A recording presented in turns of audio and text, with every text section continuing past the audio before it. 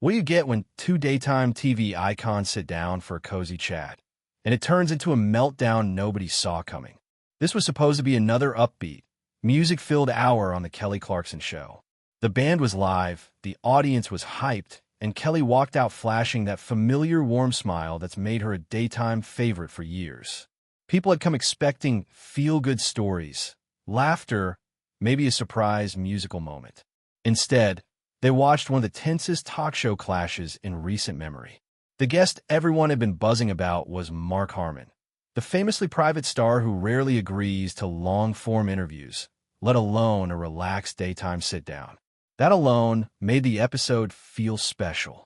You could feel the room tilt when Kelly announced, "You all know him for one of TV's longest-running dramas. Please welcome Mark Harmon." The crowd jumped to its feet as Mark walked on stage. He waved, offered a small smile, and took his seat across from Kelly. He was dressed simple, jeans, a dark shirt, totally unflashy. But if you looked closely, there was something tight in his eyes. Not anger exactly, more like someone who'd come in with his guard already halfway up. Kelly opened the conversation the way she always does, friendly, grateful, disarming. "Mark, thank you so much for being here. I know you don't do many of these." He nodded, answering with polite calm. Nothing seemed off yet. It felt like a normal interview. But then Kelly shifted from fan to interviewer, and the tone changed. She brought up his legendary run as Gibbs and asked what kept him locked into that role for nearly 20 years.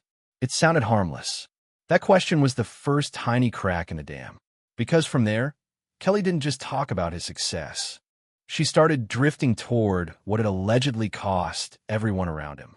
At first, everything sounded like standard talk show territory. Mark talked about why viewers connected with his character. The no-nonsense honesty, the tough but loyal energy, the sense of a leader who would do anything for his team. Kelly nodded along, praising his commitment and how he'd kept the role fresh for so long. But then she tilted the conversation.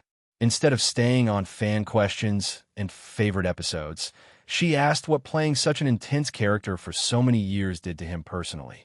Did it ever weigh on him? Did it bleed into his real life? Did he ever feel like he needed to walk away? Mark's posture changed. He didn't blow up, but he stiffened. His answers got shorter. He said every job has challenges and that he knew what he'd agreed to when he signed on. Kelly could have backed off there. Instead, she leaned in. She started bringing up long hours, demanding schedules, whispers about the atmosphere on set. She framed it carefully, but everyone heard it. This wasn't just about the workload. It was about how he ran that set and what people had supposedly said about him behind the scenes. That's when the energy in the studio shifted. Audience members went from clapping and laughing to sitting forward in their seats, eyes pinned to the stage. You could almost feel the band waiting to see if they were about to get a cue to play something light and cut to break. Mark's jaw tightened. He answered like someone picking his words very carefully, saying those kinds of conditions weren't unique to any one show and that everyone in the business knew what the work demanded.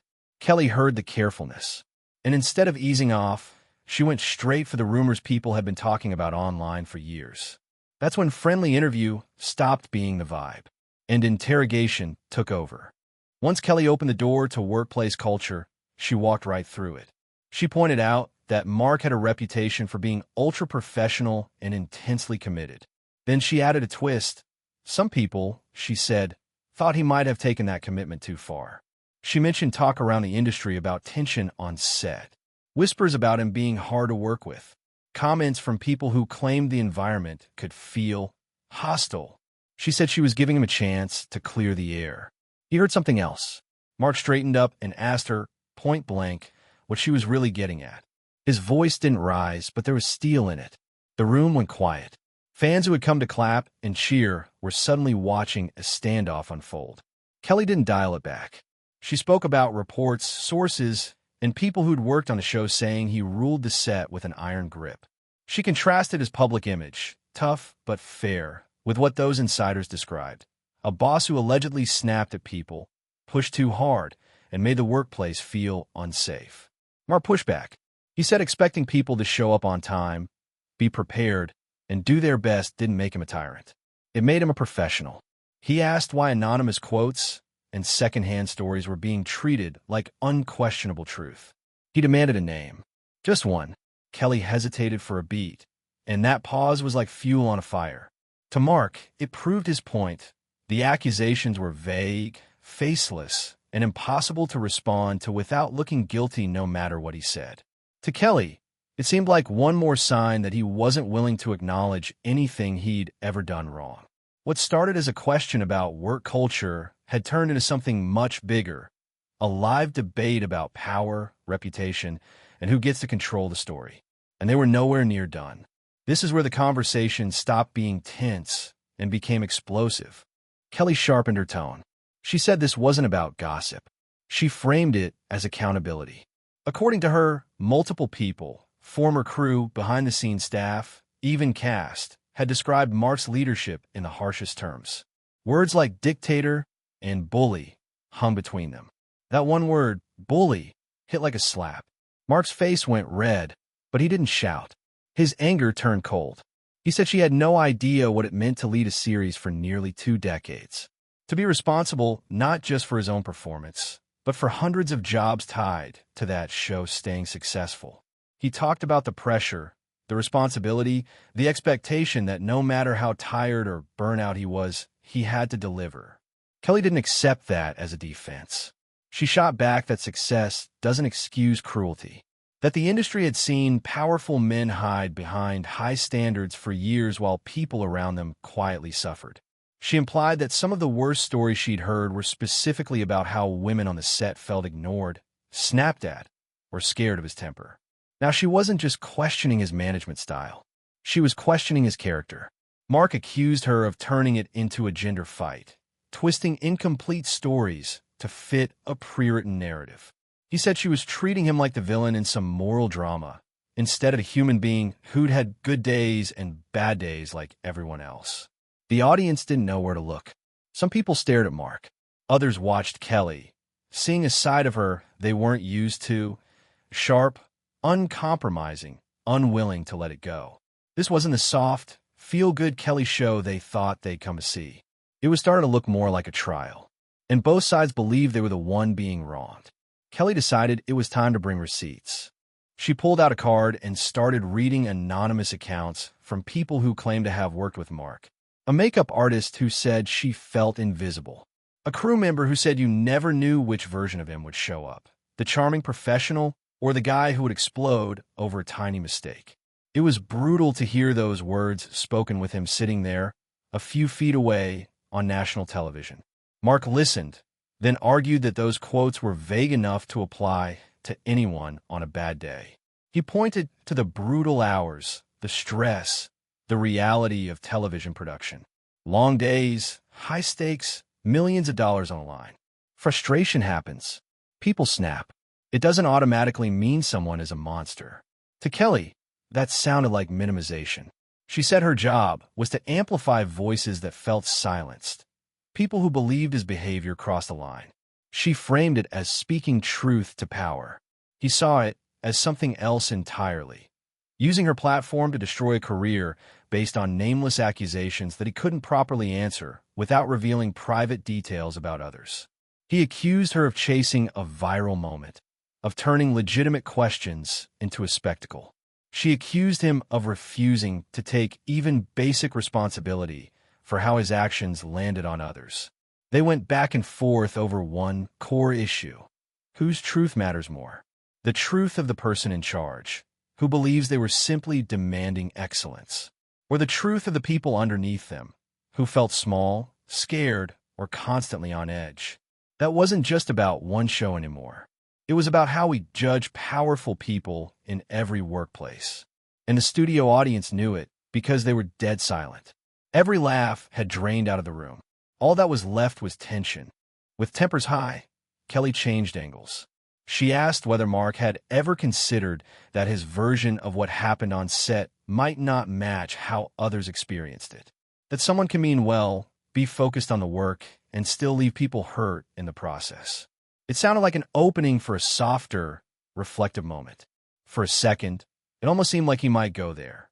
Mark talked about what he'd given up for the show, long days, missed family moments, the physical and emotional toll of carrying something that big for so long. He admitted he wasn't easy, that he pushed people, that he lost his patience when he felt others weren't taking the job as seriously as he did. If the conversation had stopped right there, it might have turned into a redemption arc. But it didn't. Kelly acknowledged what he'd sacrificed, then drew a hard line.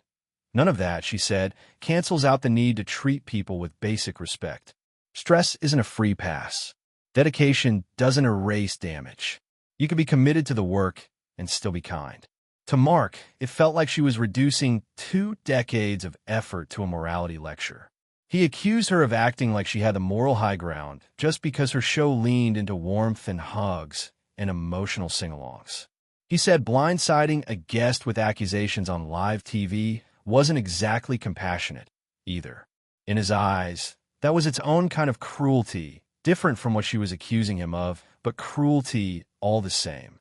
2 competing ideas of what it means to do the right thing were crashing into each other. Kelly believed she was holding someone powerful accountable. Mark believed he'd been ambushed in front of millions, and neither one was backing down. Eventually, the argument stopped sounding like an interview at all. Kelly insisted she wasn't doing a hit piece. She was giving him a chance to respond to real concerns on camera, in his own words. Mark said the questions were stacked, that no matter how he answered, she'd twisted into proof that he was either heartless or guilty and defensive. He said there was no way to win. That's when Kelly said the words that changed everything. If you think this is so unfair, then you can leave. It wasn't a joke. It wasn't playful. It was a direct challenge. The audience froze. You could actually hear people gasp. Talk shows don't usually rip the curtain this far back. Guests don't get told to walk off. Hosts don't dare someone to prove they can't handle the heat. Mark stared at her. He accused her of wanting exactly that, a walk-off moment, a viral clip, something people would share, dissect, and argue about online for days. He said she'd lured him there under the promise of a warm conversation about his career and then turned it into a public trial. Kelly argued that airing clips without confronting him would have been a real hit job. She insisted she'd given him every chance to share his side and that he'd spent the whole time deflecting and attacking her instead of speaking directly to the people who said they were hurt. The back and forth had reached a point of no return. There was no commercial break transition that could smooth this out. No lighthearted question about music or favorite memories that could reset the mood. The interview was cracked wide open. And when Mark finally stood up and pushed his chair back, everyone knew. This wasn't just tense anymore. It was over. When Mark stood, he made it clear he was done. He said he wasn't going to sit there and be lectured by someone who, in his view, had no idea what it meant to carry that kind of weight.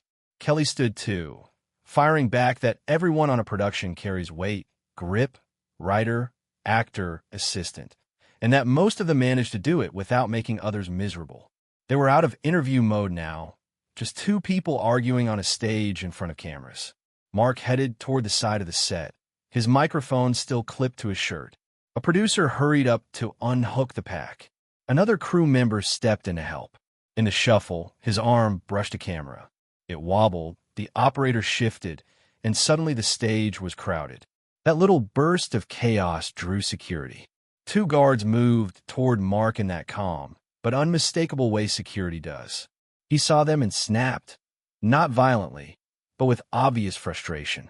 He said he was already leaving, that he didn't need an escort, that this was ridiculous. One guard replied with simple protocol language. They walked him toward the exit, 1 on each side. The audience watched in stunned silence. No clapping, no chatter, just the sound of footsteps and shifting equipment. Right before he disappeared backstage, Mark turned and looked back at Kelly. He told her he hoped she was proud of how it all turned out. And then he was gone. Kelly stood alone on the stage. For a moment, her usual TV smile slipped. Then the host mask slid back into place. She faced the audience, made a quick comment about things getting intense, and tossed to a commercial break. Later, the clip would be everywhere. Was Kelly doing her job by pressing him? Or did she cross a line and ambush a guest who thought he was walking into a friendly room? That part is up to you.